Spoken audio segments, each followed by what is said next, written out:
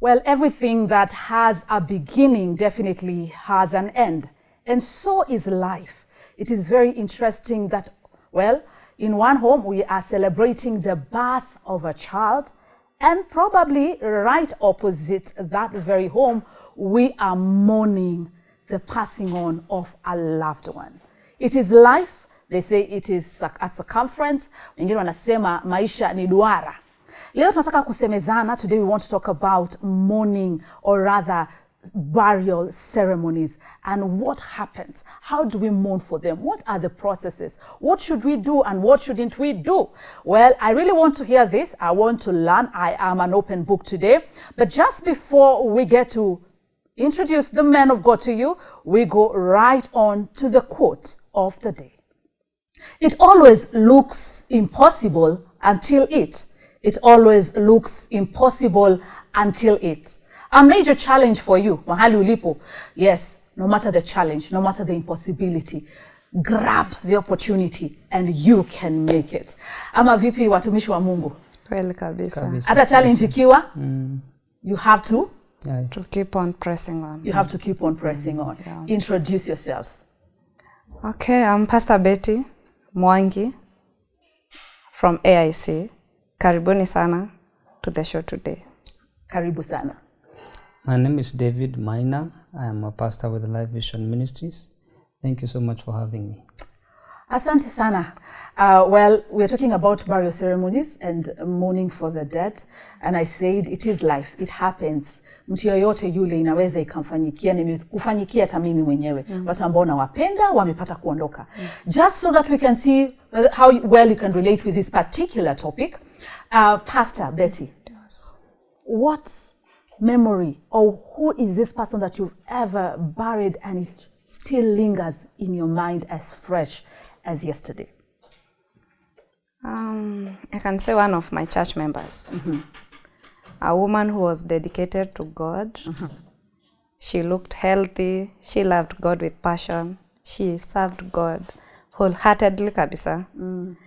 And myself, sikuwa nimejipanga aondoke haraka hivyo. Again, the way you are young, you mean you're like a pastor kabisa? Yes. So it's 3 years now. And it's like sijawahi amini kabisa, like she's gone kabisa.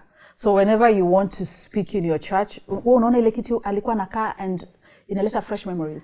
What happened is hata nilipiga transfer kutoka your church so that at least I can not have those memories. Did you conduct the burial ceremony? It was just, I think by itself, yeye mwenyewe alikuwa ameshaandika will achomwe. I think that's a big topic. So what we did is we buried the ashes. Wow. Yeah. That was major. Thank you for sharing that. That's very special. Pastor David. Back in 2012, I was third year in the university pursuing a course in journalism. Oh, so you should be sitting here, you should be seated there. Nitachunga kazi. Oh, plan for that. And so I was doing my attachment, and on a Sunday I had just, I interpreted for my father in faith, the man who raised me in faith. I had interpreted for him. I used to be his right-hand man. I was his deputy in ministry. He was the founder. And so after we parted that Sunday, I remember even he paid for my border. Then on Tuesday, as I'm preparing to go to my place of my attachment, I am called, and he had been carjacked and he was shot. And that was quite a thing for me, because now that made me now wear some very big shoes that I was not ready to fit in. And it was a whole different process, because the church is mourning and I needed to be also strong for the church. So Pasi, ebu tuende tu pole upole. So you mean when ni third year? I mean third year. Your assistant pastor amepass? My senior pastor. Your senior pastor has passed on. Yeah. So nini kinafanyika? Tueleze tu kwa lugha ya kawaida sasa. Now, he had made it so clear that I was his right-hand man. I had worked with him. Nilikuwa nimetembea naye kwa miaka. I was his associate for 8 years. He's the man who practically raised me in faith. And now he is gone. So where does that leave you? it was a very difficult place for me, because now I used to commute every day from Moi University, every weekend from Moi University to church, because I had to be there for the church, because hii ndio sura wanajua, huu ndiye pasi wanajua, sasa huu ndiye anaweza. How old are you? Right now. Then? Then I was 23 years old. Oh my gosh. Yes. And so you took up the position of being the senior pastor. And I can tell you my life changed from that particular moment, because I had visions for myself. I had dreams for myself that I would be both in corporate and in ministry. And but now that's totally changed. It had to change, because I had to be there for the church. My goodness, we are talking about conducting burial ceremonies. How should they be done? And did you conduct that ceremony? Were you part of it in any way? Maybe just very fast before we get one of the questions that was asked by one of our journalists on the ground. Considering he was my senior, so my mother in faith, we did it treasure her Bishop Emily, Dr. Emily Wangoi. We with other men of God, because he was a big man. Actually, I was even shocked to find that he featured in the newspaper the day he was shot, because he used to work in the government. And so I was part of the burial, yes, because now I'm the pastor in charge of the church, but other men of God really came. Wow, really came through. Yeah. So when you're talking about matters, burial ceremonies, you have had first-hand experiences, and it is not just stories to tell. You're talking about experiences that you've experienced. Well, right on, our journalist was on the ground, and this is one of the questions that she was able to collect.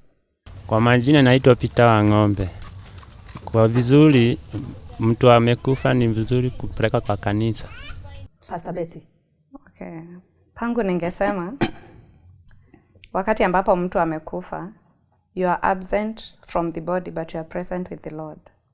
So pangu binafsi si vizuri kupeleka mwili kwa kanisa, kwa sababu hatuendi kuombea huyo mtu afufuke ama apelekwe mahali kwingine. Ile time tu umekufa, your destiny is there. Either ulikuwa umeokoka ama hukuwa umeokoka, hatuna uhusiano ingine with the dead. Just a minute. I would imagine tunapeleka huo mwili pale as an honor. There's someone who's watching and is wondering, Pastor, unasema nini? Hii ni ile hali ya kuheshimu huyu jamaa. This was a senior man of God, or this is a person alikuwa asha. So we're just honoring them. Yeah, it is true. There are some people who do that. But that's why I said personally. Personally, I don't believe it's good mtu mwili yake ipelekwe kanisani. Kwa sababu hatuna uhusiano na watu ambao wamekufa. Lakini katika hiyo hali tunaweza peleka memorial labda ili tu encourage wale ambao wameachwa na tuweke hope kwa wale ambao wanaendelea na maisha. Pastor. Nakubaliana na Pastor Betty ya kwamba sio vizuri kupeleka mwili kanisani. Lakini niseme ya kwamba hii tumechukua from the western culture. It's not in the Bible. And I believe that kwamba nyumba ya Mungu inapaswa kuwa nyumba ya maombi. The Bible says in the book of Isaiah 56, I think, that the house of the Lord shall be a house of prayer for all nations. So naamini ya kwamba ibada ya wafu ya kuleta mwili katika nyumba ya Bwana haifai hata kidogo. But you know, even Paul says some things, not all things ambazo ni, but they may not be good, they may not be beneficial, but sio mabaya. Sio mabaya. Kwa mfano pengine kuleta ule mwili, kuna mtu anaweza sema I'm just doing this in honor, but I get that your stand for the both of you is if the person is dead, tuelekee cemetery. Lakini pia niseme pia haitaleta in a form of defilement. Because kile ambacho kilisababisha Wayahudi walikuwa wanaamini kwamba ukiguza jeneza ama mtu ambaye amekufa, you are unclean for 7 days. So labda watu wanadhania wakileta mwili katika nyumba ya Bwana wanaleta the uncleanness. Sidhani kuna any issue of uncleanness. It's just that we feel the house of God is for worship, it is for prayer, it's for sacrifice. Wow. Yeah. Lakini nitasema tu si vibaya labda kwa huyo mtu hakuna nafasi labda ya kuconduct the ceremony. Watu wanaweza kuja, lakini hata kama mwili itakuwa kwa compound ya kanisa, isipelekwe ndani ya kanisa. Yeah. So your stand would be, kwa nini? Kwa sababu tu kanisa ni mahali patakatifu, watu wanafaa waende waombe, na pia ni lazima tuchunge imani za watu. Kuna mtu mwingine ni machua, mwingine bado ana grow kiroho, na labda mimi naweza kuwa pastor nikifariki nipelekwe kanisani. mwingine awe tu mshiriki, akifariki kwa sababu hajulikani sana, labda hawatamleta kanisani. So ili kila kitu ikuwe balanced, si vizuri kuleta kila mtu kanisani, lakini ibada inaweza fanywa katika compound ya kanisa. Very well said. Hapo ndipo tunasema, unaona sasa kanisa imekuwa na beef, unaona watu wamekosana, unaona wengine wanasema kwa nini huyu alipelekwa, huyu hakupelekwa. So we should be very keen that whatever we do, we glorify God. Well, we'll be going for a short break, but just before that, let us get the question that will be opening up the last session. Kwa majina naitwa Rose Bogwa na nimeokoka, nampenda Bwana Yesu. Mimi ni mkaaji wa Barnabas na bado nafanya kazi hapa.